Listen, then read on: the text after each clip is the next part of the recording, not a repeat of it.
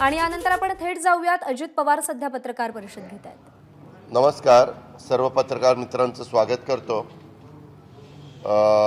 आपल्याला सगळ्यांना माहितीच आहे की सध्या फार मोठ्या प्रमाणावर हे जे काय अल्टिमेटम दिलेलं होतं त्याच्याबद्दलची चर्चा वगैरे चाललेली होती। मी आपल्याला सुरुवातीलाच सांगू इच्छितो की महाराष्ट्रामध्ये आम्ही लोक ज्यावेळेस उद्धव ठाकरे साहेबांच्या नेतृत्वाखाली काम करतोय त्यावेळेस अल्टिमेटची भाषा कुणीही करू नये। त्याचं कारण असं आहे की कुठलंही सरकार हे कायद्यानी, नियमांनी, संविधानाने चालत असतं आणि त्या प्रकारे आपण काम करत असतो।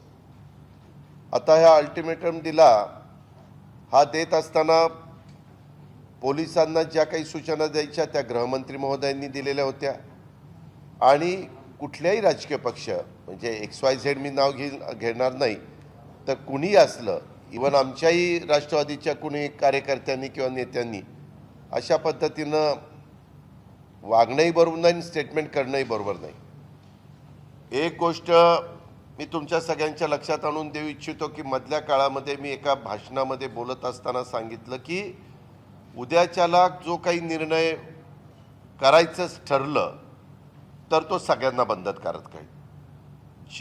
जेवढी धार्मिक स्थळं वेगवेगळ्या पंथाची किंवा वेगवेगळ्या समाजाची असतील त्यांना सगळ्यांना तो नियम लागू होईल। आता मधी काहींनी सांगितलं की उत्तर प्रदेशमध्ये अशा प्रकारे घडलं। खरं तर ध्वनी प्रदूषण संबंधितातील कायदेशीर तरतुदी आणि शासन निर्णय हा सुप्रीम कोर्टाने 2005ला दिलेला आहे आणि त्याच्यामध्ये लेखी परवानगी घेतल्याशिवाय लाऊडस्पीकर किंवा पब्लिक ॲड्रेस सिस्टीम प्रणाली वापरली जाणार नाही। वापरत असताना ती सकाळी 10 ते संध्याकाळी 6 या काळातच ध्वनिक्षेपकाचा किंवा सार्वजनिक ध्वनी वितरण यंत्रणेचा वापर करण्यात येणार नाही। रात्री 10 ते सकाळी 6 आणि बाकीचे काही नियम होते। आता वेगवेगळ्या ठिकाणी ज्यावेळेस आता परवा रमजान पवित्र महिना चालू होता, त्याच्यात ईद होती 3 तारखेला, अक्षय तृतीया होती 3 तारखेला आणि त्यावेळेस पण बरीच चर्चा झाली। जेवढा मोठ्या प्रमाणावर राज्यामध्ये बंदोबस्त पोलिसांचा ठेवता येईल त्या ठिकाणी ठेवण्याचं काम सरकारने केलं, गृह विभागाने केलं। कुठेही अनुचित प्रकार घडणार नाही याबद्दलची खबरदारी देखील त्याच्यामध्ये घेतली। जे कोणी कायदा सुव्यवस्था अडचणीत आणण्याचा प्रयत्न करतील त्यांना ज्या नोटिसा द्यायला पाहिजे होत्या त्याही देण्याचं काम केलं। त्यांनाही लक्षात आणून दिलं की बाबा तुम्हाला कुणाला कायदा हातामध्ये घेता येणार नाही। आता ह्या सगळ्या गोष्टी घडत असताना मी मधी सांगितलं की बाबा सगळ्यांना नियम सारखे राहतील, तर काहींनी मला टार्गेट करून सांगितलं की बाबा हे असं कसं बोलू शकतात। आता मी मधल्या काळामध्ये ज्यावेळेस उत्तर प्रदेशच्याबद्दल बोललं गेलं आणि म्हणून उत्तर प्रदेशच्या संदर्भातली मी काही माहिती घेण्याचा प्रयत्न केला। त्याच्यामध्ये जहांगीरपुरी दिल्ली येथील जातीय दंगलीनंतर उत्तर प्रदेशमध्ये तिथल्या सरकारने स्वतः गोरखपूर येथील गोरखमठ मठावरील भोंगे उतरवले तिथल्या प्रमुखांनीच आणि त्यांच्यापासून प्रेरणा घेऊन मथुरा येथील श्रीकृष्ण जन्मस्थान मंदिराचे भोंगे हे देखील उतरवण्यात आले आणि यानंतर तिथल्या प्रमुखांनी आव्हान केलं की मस्जिद आणि मशिदीवरून भोंगे उतरवावेत। त्याच्यामध्ये कुठला आदेश त्यांनी काढला नाही, त्यांनी आव्हान केलं आणि कायदेशीर कारवाई त्याच्यामध्ये त्यांनी काही केली नाही। परंतु काही दिवस तिथले मोठ्या प्रमाणावर भोंगे आपणहूनच मशिदीवरचे पण उतरवण्याचं काम झालं आणि मंदिरावरचं पण उतरवण्याचं काम झालेलं आहे। त्याच्यामध्ये अधिकृत दुजोरा उत्तर प्रदेशचे पोलीस विभाग देत नाही. आपण माहिती काढण्याचा प्रयत्न केला, मग वेगळ्या पद्धतीनं आपल्या डिपार्टमेंटनी ती माहिती काढलेली आहे. सांगायचं तात्पर्य मी आजही सांगेन की आपल्या राज्यामध्ये आम्ही छत्रपती शिवाजी महाराज, शाहू फुले आंबेडकर यांची नावं घेतो, त्यांच्या विचारांनी महाराष्ट्र पुढं चाललाय सांगतो. महाराष्ट्र ह्या सगळ्या मान्यवरांनी जे काही विचार आपल्याला दिलेले आहेत त्याचं आपण सगळेजण स्मरण करत असतो. पण ह्या सगळ्या गोष्टी करत असताना आपल्या इथं कुठल्याही परिस्थितीत कायदा सुव्यवस्था अडचणीत येणार नाही ह्याबद्दलची खबरदारी घेतली पाहिजे.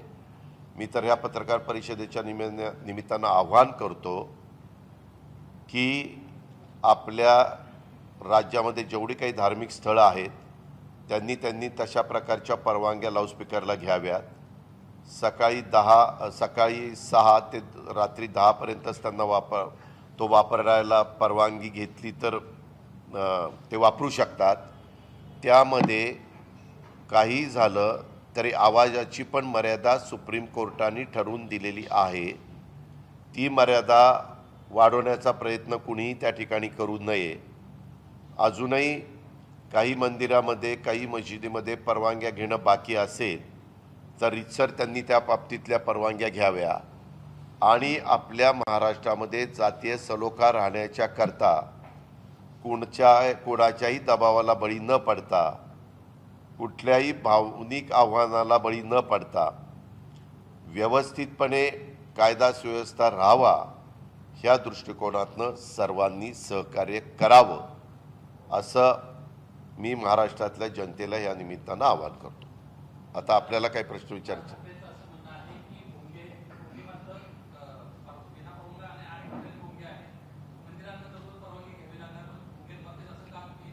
असं नाही. मी मगाशी सांगितलं की ह्या संदर्भामध्ये आपण सर्वांना आव्हान केलेलं आहे. ठराविक दिवसामध्ये सगळ्यांनी तशा पद्धतीनं परवानगी घ्यावी. आपल्याला वातावरण बिघडून द्यायचं नाही. परंतु ते आव्हान करून देखील जर काही लोकांनी परवानगी नाही घेतली तर मग मात्र तिथं कठोर भूमिका घेतली जाईल. मलाही कळतं की 1 दिवसात 2 दिवसात काही परवानग्या त्या मिळतील अशातला भाग नाही. त्याला थोडासा वेळ द्यावा लागेल, कारण हे बरेच वर्ष चालत आलेलं आहे. एक गोष्टी त्रिवार सत्य आहे की प्रत्येक ठिकाणी कायद्याप्रमाणे सगळ्या गोष्टी होतील. कायदा कोणी हातात घेण्याच्या भानगडीमध्ये पडू नये, तसं धाडस पण कोणी दाखवू नये. आणि कायदा व्यवस्थितपणे त्याचं काम करत असताना वेळोवेळी न्यायव्यवस्था जे निर्णय देतील त्या निर्णयाची अंमलबजावणी देशातल्या पण सरकारला करावी लागेल आणि वेगवेगळ्या राज्यातल्या पण सरकारला करावी लागेल. मग तुम्ही म्हणाल मग मागं का नाही केली? मागे आपण सामोपचाराने एकमेकाला कुठलाही अडथळा न होता मदत चाललेली होती. परंतु तुम्ही बघा, हे पुढं आल्यानंतर आपली शिर्डीची काकड आरती बंद झाली. आता मी आपल्या लक्षात आणून दिलं आहे, उत्तर प्रदेशमध्ये देखील तिथल्या प्रमुखांनी काही भूमिका घेतली. ते स्वतः गोरखपूर परिसरातले तिथंच त्यांनी तशा पद्धतीचा निर्णय घेतला. आता हा तो त्यांचा अधिकार आहे, ते राज्याचे प्रमुख आहेत. तशा प्रकारे आपल्या इथं रात्री उशिरा 10च्या पुढं वेगवेगळ्या प्रकारे हरिनाम सप्ताह चालू असतो. त्याच्या संदर्भामध्ये जागरण गोंधळ चालू असतो. त्याच्यामध्ये अनेक रात्रीचे कार्यक्रम ग्रामीण भागामध्ये चालू असतात. तुमच्यातलं कोणी जर ग्रामीण भागामध्ये न इथं आलेली व्यक्ती असेल तर त्यांच्याही ती लक्षात असेल. पण अशा प्रकारची आपण त्या न्यायव्यवस्थेने दिलेल्या निर्णयाचा तंतोतंत अंमलबजावणी करायचं आपण ठरवलंच तर सगळ्याच धार्मिक स्थळांच्या बाबतीमध्ये तो निर्णय घ्यावा लागणार आहे. ही गोष्ट मात्र लक्षात घेतली पाहिजे. हां,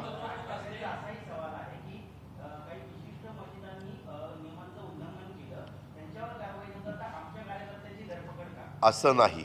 आपण त्यांना सगळ्यांना वॉर्निंग दिलेली आहे, त्यांना काही काळ दिलेला आहे. त्यांनी त्या कायद्याप्रमाणे नियमाप्रमाणे त्या आवाजाची मर्यादा ठेवूनच सहकार्य केलं पाहिजे. तुमच्या लक्षात आलं असेल की या 2-3 दिवसामध्ये बहुतेक ठिकाणी आवाज कमी झालेले आहेत, मर्यादाचं पालन सगळे करायला लागलेले आहेत, परंतु हे सर्वांनाच ह्याची अंमलबजावणी करावी लागणार. सर्व धार्मिक स्थळं आहेत त्यांना ह्याची अंमलबजावणी करावी लागणार आहे आणि ह्या पद्धतीनं पुढे जावं लागणार.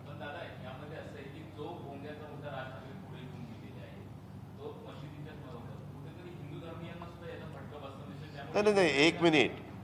तुम्ही कुणी कुठला मुद्दा घ्यायचा, उद्याच्याला एखादा मुद्दा पत्रकार मित्र म्हणून तुम्ही लक्षात आणून दिला आणि आम्हाला सांगितलं की अशा पद्धतीनं सुप्रीम कोर्टाचा किंवा हायकोर्टाचा असा निकाल लागलेला आहे, तर त्याची अंमलबजावणी करण्याच्या करता आपल्याला असं हे अमक्या समाजाचे म्हणून त्यांना नियम आणि हे दुसऱ्या समाजाचे म्हणून त्यांना नियम नाही असं नाही करता येत.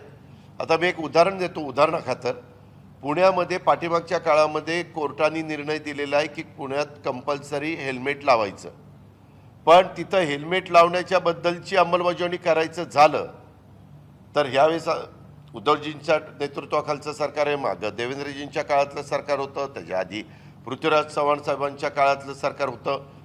त्यामध्ये सगळे पुणेकर एकत्र येतात, तुमच्याही कानावर आलं असेल, आणि ते म्हणतात आम्हाला इथून इतकं जायचं आणि तिथं कुठं हेल्मेट लावायचं वगैरे.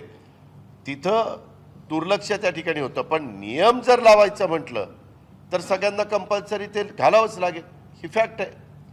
तसं मी ह्या गोष्टी पुढे आल्यानंतर अनेकदा महाराष्ट्रामध्ये वेगवेगळ्या सभा होत असताना त्या सभेतनं लोकांना सांगितलं की लोकांच्या भावना भडकून देणं, लोकांना एक वेगळ्या प्रकारचं भूमिका मांडून त्या भूमिकेचं समर्थन करणं एक वेळ सोपं जातं, परंतु त्याचा जर अंमलबजावणीच करायची म्हटलं तर त्याचा सर्व धार्मिक स्थळांना त्याबद्दल नियम पाळावे लागतील. एक मिनिट, मला त्याच्यामध्ये बुमरँग वगैरे काही म्हणायचं कारण नाही. त्यांनी त्यांची भूमिका मांडली. त्यांना ज्यावेळेस औरंगाबादला परवानगी दिलेली होती त्याच्यात पण काही अटी घातलेल्या होत्या, त्या अटीचं उल्लंघन झालंय असं मीडियामध्ये देखील आपण पोलीस अधिकाऱ्यांच्याकडनं ऐकलं. पोलीस यंत्रणा त्यांचं काम करेल, कुणालाही नाहक त्रास देण्याची काही कारण सरकारला नाही, पण कुणी कारण नसताना कायदा नियम हे मोडण्याचाही प्रयत्न करू नये. सगळ्यांना मी पुन्हा पुन्हा सांगतो की कायदा नियम आहेत, अल्टिमेटम देण्याचा तर अजिबात कोणी प्रयत्न करू नये. ही काही हुकुमशाही नाही. तुम्ही तुमच्या घरामध्ये बसून काही अल्टिमेटम द्यायचा घरातल्यांना तो द्या, आम्हाला त्याच्याशी काही घेणे देणे नाही. पण जाहीरपणे कुणी जर अशा पद्धतीची वक्तव्य करायला लागली तर मी कायद्यानी सरकार चालत असतात, कायद्यानी भारत देश चालत असतो, नियम सर्वांना सारखे आहेत. ते मग अजित पवार असू किंवा सर्वसामान्य गरीब माणूस असू, सगळ्याला नियम सारखे.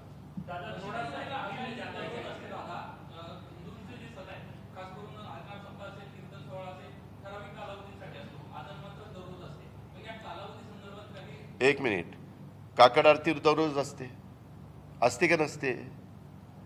अनेक मंदिरामध्ये वेगवेगळ्या पद्धतीचे कार्यक्रम असतात का नसतात? सुप्रीम कोर्टाने असं सांगितलंय का असे कार्यक्रम असले तर त्यांना तितक्या दिवसाकरता सवलत काय दिली त्यांनी? 15 दिवसाच्या करता 6 ते 10च्या ऐवजी 6 ते 12 अशी सवलत दिलेली. ते रेकॉर्डवरच आहे. त्याच्याबद्दलचे आदेश राज्य सरकारने काढलेले आहेत. असा आपण पण गैरसमज करून देऊ नका.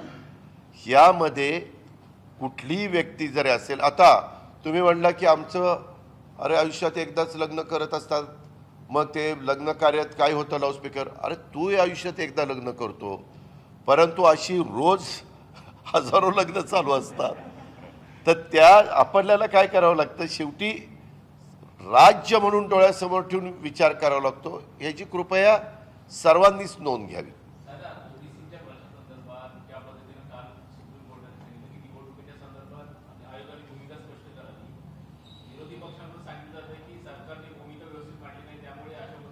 हे रडीचा डाव आहे. नेहमी सरकारने भूमिका स्पष्टपणे मांडली, ती आजची भूमिका नाही. बऱ्याच वर्षापासूनची भूमिका आहे. आपल्याला ह्या सगळ्या संदर्भामध्ये काम करत असताना सभागृहात ग्रामविकास विभाग, नगरविकास विभाग हे जे ठराव करताना आम्ही सगळ्या विरोधकांना विश्वासामध्ये घेऊन एकमताने ठराव केले. विरोधकांनी पण त्याच्यामध्ये मदत केली. मी असं म्हणणार नाही की त्यांनी मदत केली नाही. त्यांनी पण आपल्या राज्यातल्या ओबीसी समाजाला त्यांच्या संख्येच्या प्रमाणामध्ये प्रतिनिधित्व मिळालं पाहिजे, हा त्यांचा अधिकार आहे आणि त्याच्यामुळं हे आपण केलं पाहिजे. आता इम्पिरिकल डाटाच्या बद्दल आपण बाठिया साहेबांच्या अध्यक्षतेखाली समिती नेमलेली आहे. ते त्यांचं काम करत आहेत. शेवटी सुप्रीम कोर्ट सर्वोच्च आहे. सुप्रीम कोर्टाने जो काही निकाल दिलेला आहे तो आता आज दुपारी 1 वाजता राज्याचे प्रमुख म्हणून मुख्यमंत्री महोदयांनी आघाडीची बैठक लावलेली आहे. त्या बैठकीमध्ये वर्षा बंगल्यावर आम्ही जाणार आहोत. त्याच्यामध्ये तज्ज्ञांचं काय मत आहे, काय आता भूमिका घेतली गेली पाहिजे, आता निवडणुका जर लागल्या तर नक्की कधी लागणार आहेत, आता त्याला किती काळ द्यावा लागणार आहे, ह्या सगळ्या गोष्टी त्या ठिकाणी चर्चेला होतील. पण शेवटपर्यंत राज्य सरकारने ओबीसीला प्रतिनिधित्व मिळालं पाहिजे ह्याबद्दलचा प्रयत्न केला. आता निकाल असा लागल्यामुळं ते बोलू शकतात की दुर्लक्ष केलं, पण निकाल जर योग्य पद्धतीचा लागला असता, हा निकाल कोर्टाने दिला म्हणजे योग्यच आहे, मी असं म्हणणार नाही की अयोग्य आहे, परंतु आपल्याला पाहिजे तसा आला नाही. तो जर आपल्याला पाहिजे तसा आला असता तर हे सगळे म्हणले असते आम्ही सगळ्यांनी एकमताने ठराव केला, आम्ही पाठिंबा दिला म्हणून झालं. हे जे काही आहे हे बरोबर नाही. म्हणजे जर चांगलं झालं तर आम्ही सगळ्यांनी मिळून केलं, नाही झालं योग्य सरकारने केलं, हे बरोबर नाही.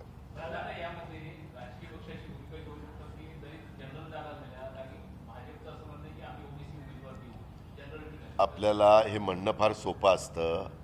शेवटी निवडणुका नगरपंचायतीच्या मध्ये झाल्या, कुणी तसं केलेलं पाहिलं आपण. शेवटी निवडून येण्याची क्षमता बघतात आणि तिकीटं देतात. सांगायला फार कानाला बरं वाटतं. बघा, जिथं आरक्षण पडणार होतं तिथं ओबीसींनाच प्रतिनिधित्व त्या ठिकाणी मिळालं किंवा उमेदवारी दिली. असं अनेक राजकीय पक्ष आहेत. सगळ्यांनी ती भूमिका घेतली तर त्या भूमिकेचं स्वागत करून सगळ्यांनी तसं वागलं पाहिजे, तेही महत्त्वाचं आहे. आता ज्यावेळेस आरक्षण होतं त्यावेळेस काही काही जण वेगळ्या पद्धतीनं कुठनं तरी सर्टिफिकेट आणायचे आणि आम्ही ओबीसीमध्ये कसे मोडतो ते दाखवायचा प्रयत्न करायचे. केलं का नाही? विशेषतः मराठा समाजात, मी ज्या समाजाचं मधनं आलोय त्या समाजामध्ये देखील कधी ह्यांना कुणबीची माहिती नव्हती. कुणबी काही लोक आहेत, आपल्या कोकणात आहेत, आपल्या विदर्भामध्ये आहेत, मराठवाड्यातल्या काही भागात आहेत, परंतु पश्चिम महाराष्ट्रात मला कुणबी कधी पाहायला मिळाली नाही. असतील पण मी असा दावा करणार नाही की नसतील. असेल तर कागदपत्र दाखवावीत आणि त्यांनी, पण काही काहींनी किती क्लुप्त्या करून कशी सर्टिफिकेट आणली आणि त्या निवडणुका लढवल्या आणि त्या पदावर ते निवडून आले. हा इतिहास काही दूर नाही आहे आणि आपण विसरलो नाही आहे.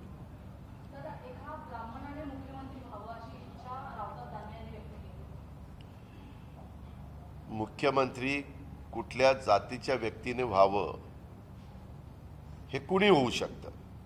तृतीयपंथी पण मुख्यमंत्री होऊ शकतो किंवा कुठल्याही जाती धर्माची व्यक्ती मुख्यमंत्री होऊ शकते किंवा महिलाही मुख्यमंत्री, आपणही मुख्यमंत्री होऊ शकतात. 145 बहुमत आणा आणि राज्याचा प्रमुख व्हा. असं कोणी काही सांगेल की अमुक्याने व्हावं तमक्याने व्हावं, अरे त्यांनी 145 आमदार त्याच्या पाठीशी उभे केले तर होईल ना तो मुख्यमंत्री, ती व्यक्ती पण कुणी असली तरी.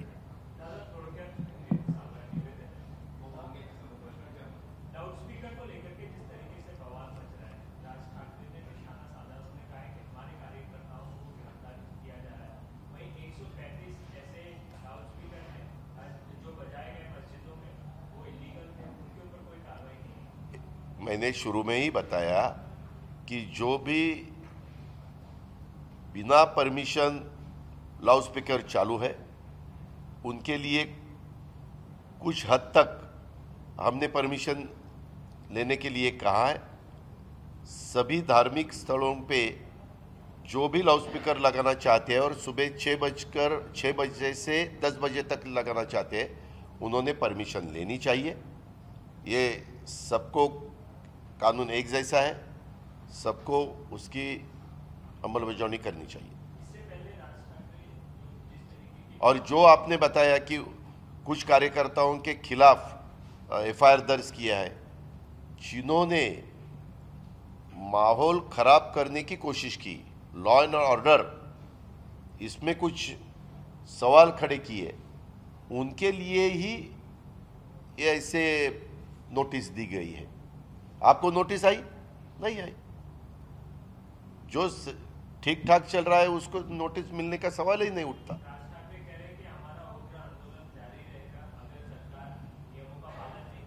हम बिल्कुल उसके बारे में अगर गलत तरीके से कोई उग्र आंदोलन चालू रखेगा तो उसके खिलाफ कार्रवाई होगी होगी।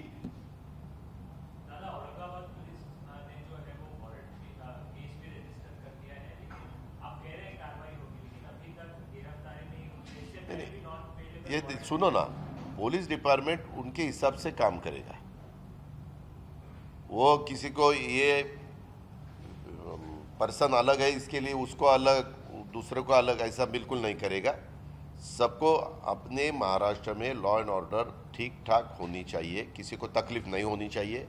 अपने अपने उसकी नौकरी हो, उसका बिजनेस हो, उसका कुछ भी काम हो, फार्मर्स हो, एक हर एक ने अपना अपना काम करना चाहिए। उनको कोई भी तकलीफ नहीं होनी चाहिए।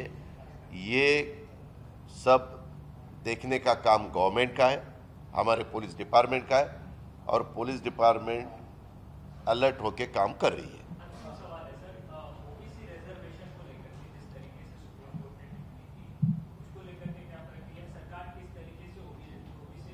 उसके बारे में आज हमारे चीफ मिनिस्टर उद्धव ठाकरे साहब ने 1 बजे हमारे आघाड़ी के जो लोग हैं वो सभी लोगों को, यानी मेन लोगों को वहाँ बुलाया है। उसके बारे में लॉ एंड ऑर्डर हमारे विधि और न्याय डिपार्टमेंट का क्या कहना है, फिर हमारा एडवोकेट जनरल का क्या कहना है, क्या ऑर्डर क्या की है, उसमें से आगे क्या होने वाला है, यहाँ का इलेक्शन कमीशन क्या करने वाला है, वो सभी के बारे में चर्चा हो जाएगी।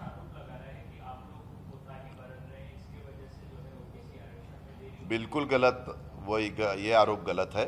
हमने पूरी कोशिश की, सब महाराष्ट्र के लोगों ने देखा, मीडिया ने देखा। उसके बारे में हमारे असेंबली जो चालू थी तब हमने अर्बन डेवलपमेंट डिपार्टमेंट और रूरल डेवलपमेंट डिपार्टमेंट का नया कानून भी बनवाया। जो कानून मध्य प्रदेश में है उसी हिसाब से हमने कानून यहाँ तैयार किया और वो उसको मंजूरी मिली।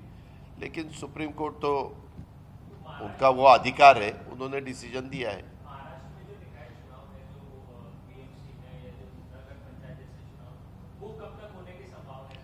वो हमारे किसी के हाथ में नहीं है। उसके बारे में डायरेक्शन सुप्रीम कोर्ट ने हमारे इलेक्शन कमिश्नर महाराष्ट्र के उनको दिया है। अभी वो फैसला करेंगे उसके बारे में।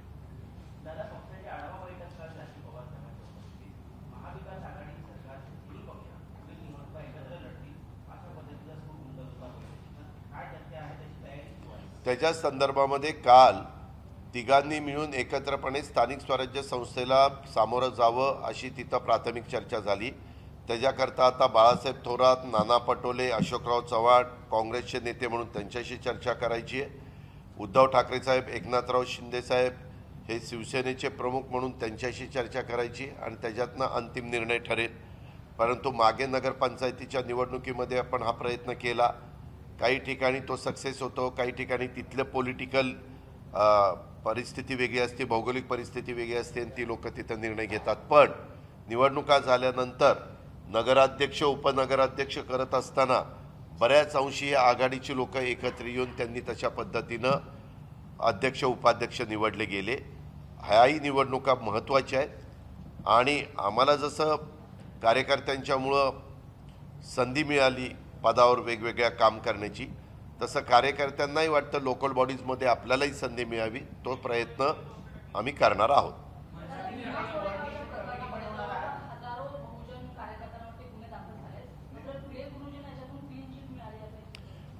तुम्हाला ॲथॉन्टिक माहिती आहे का त्यांना क्लीन चिट मिळालेली, का कुणाच्या तरी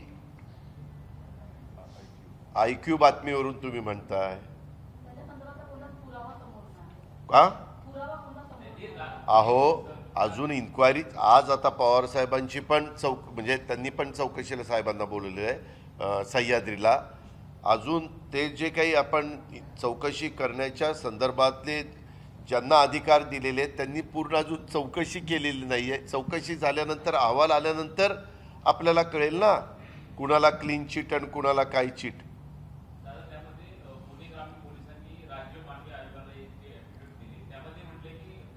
ठीक आहे ना, त्याच्या संदर्भात दिलं का नाही मला माहिती नाही, आणि दिलं असलं तर ह्या सगळ्यांची माहिती घेऊन आयोग त्याच्याबद्दलचा निर्णय घेणार आहे. आयोगाचा निर्णय येत नाही तोपर्यंत आपण कुठल्या तरी मत प्रदर्शित करणं उचित नाही.